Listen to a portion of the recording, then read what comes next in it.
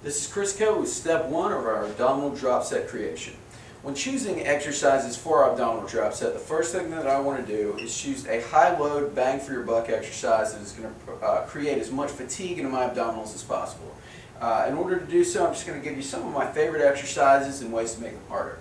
So for our first exercise, we have an ab wheel rollout. All right, I've got an ab slide here, but you can get an ab wheel really many major convenience stores for pretty cheap nowadays. What I'm going to do though is start on my knees, and what I want to think about doing is pushing this thing out in front of me, keeping my back flat like a table as I roll out, pull it back with my stomach. All right. The goal here is to keep the back flat, to not arch. All right. If you feel yourself arching, you're going to get that in your low back. So just think about coming out as far as you can with control, with that flat back, and pulling it back, contracting the abdominals at the top, pulling it back. All right. Now from here, we have a couple options to make this a little bit harder.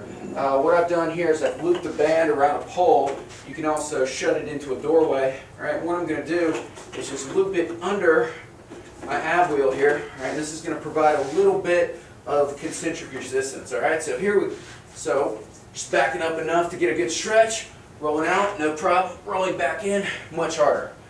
All right, so this would be one way. This is going to make it a lot tougher to pull it back. And that's definitely one way to go. All right, another progression we could implement would be to come onto the feet here. So I'm coming up into a standing position. Again, the same rules apply. I want to keep my back flat. You'll notice I can't get out nearly as far, but it is much harder.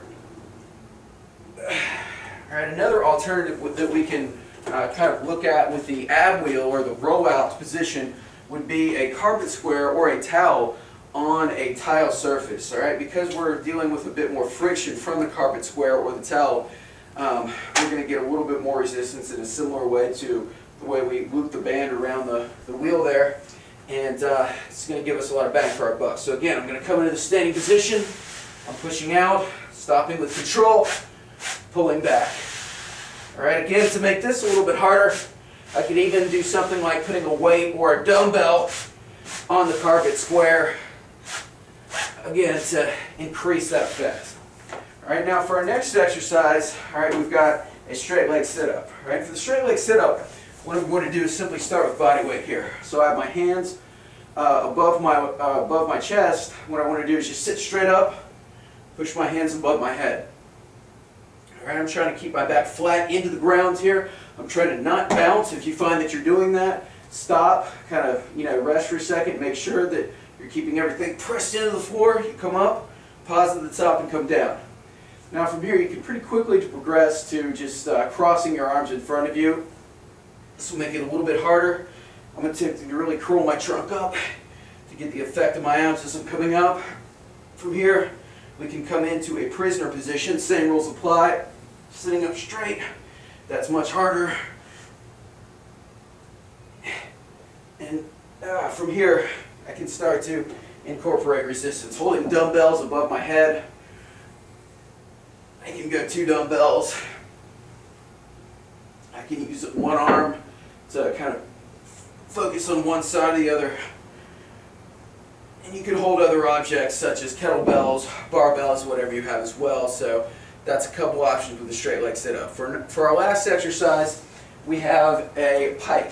All right, with a pike, I'm going to start out with a stability ball. I'm going to start with the ball at my knees here. All right, this would be the easiest version of it. I want to just pike my hips up into the air, kind of to the point to where my abdominals are contracting, come back into a push-up position. All right, to make this a little bit harder, okay, I can simply walk the ball out all the way to my feet. And then I can even move to a single leg, which is much harder. Okay, the other option that I have would be a carpet square. Okay, so same rules apply. If you have a tile floor, this is a good option. I'm going to come into a push-up position, pause, come back again. This is providing a little bit more resistance. And then if I really wanted to get creative, I could step into a band like this. All right, bring my feet onto the square. Again, I would need a tile floor for this to work, but very difficult. Make sure I walk it out enough to where I get some good resistance. But all of these things are good options that you can cycle in and out of your circuit as you go along to really get a lot of bang for your buck.